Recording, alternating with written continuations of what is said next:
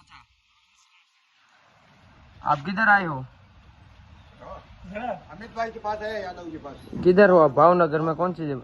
भावनगर जिला। भावनगर में। कितनी भैंस खरीदी? 2। 2 भैंस। जनी लेके गाभिन? ये ब्याई हुई। ब्याई हुई।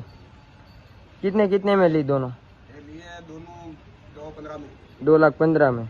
दूध निकाला था सुबह में? दूध निकाला था। कितना निकाला दोनों का? ये निकला था 1.6, 1.5। 1.5 कितने दिन की जने लिए? ये 3-4 दिन की है। 3-4 दिन की। इधर रहने खाने पीने की सब सुविधा मिल गई थी ना? हमारा व्यवहार सब कैसा है? बढ़िया है ना? चलो भैंस दिखाते हैं। इधर कोई धोखाधड़ी कोई है? अब राजस्थान से कौन सी जगह से हो? अजमेर जिला। अजमेर से।